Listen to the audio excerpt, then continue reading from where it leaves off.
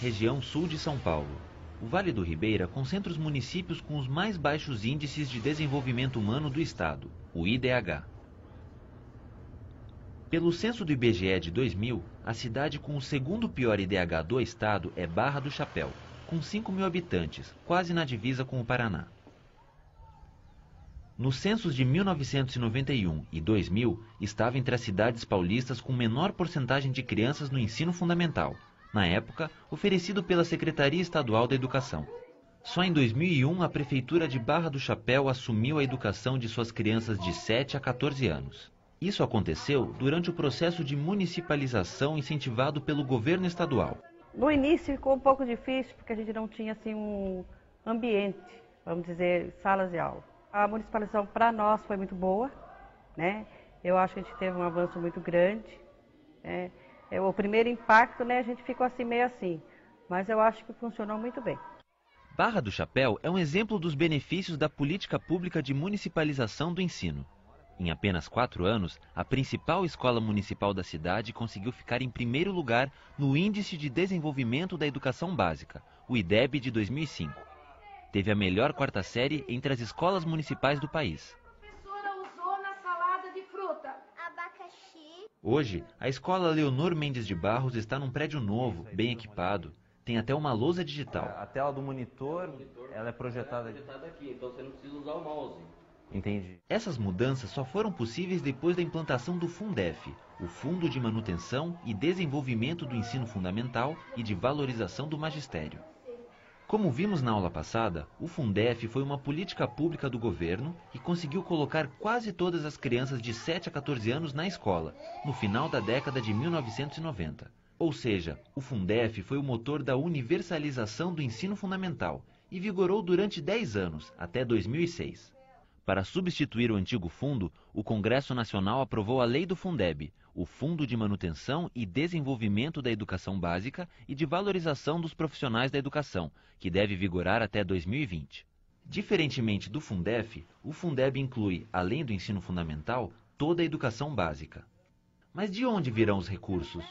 A investigação sobre os reflexos dessa mudança na política pública do governo nos levou a Brasília.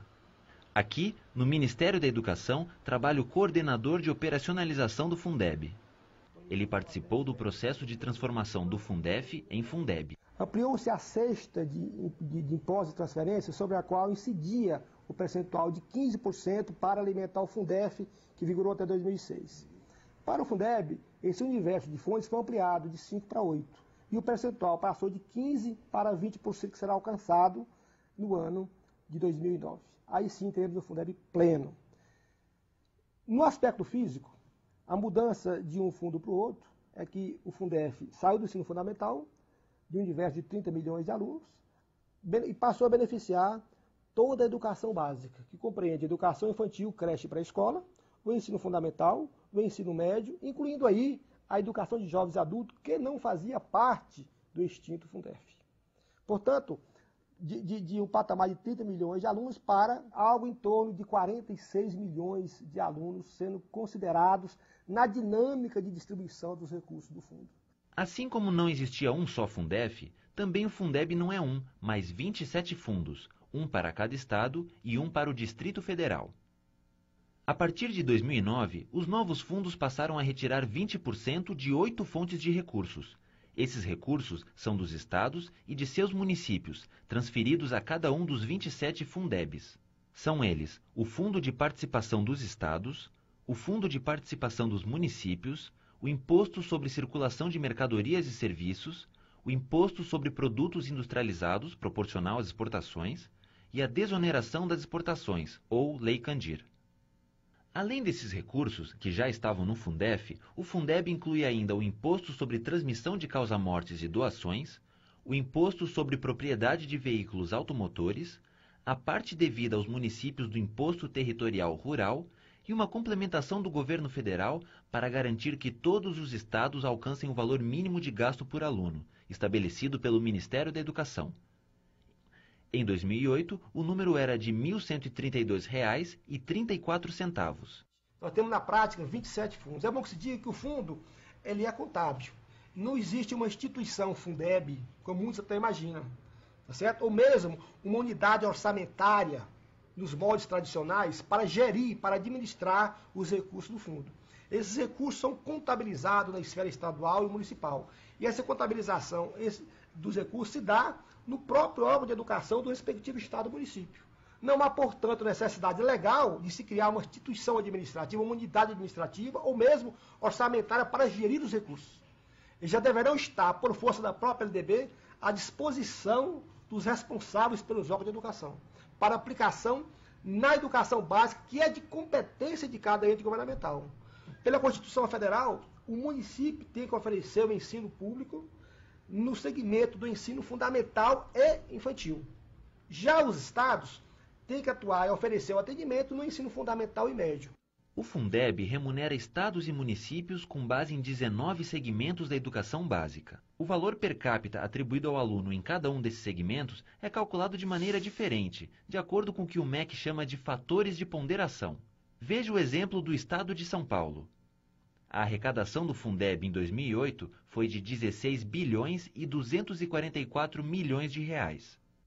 Para descobrir o valor per capita básico, que será pago para todos os municípios paulistas, o MEC divide a arrecadação do fundo pelo número de alunos no estado, de acordo com o segmento ao qual pertencem.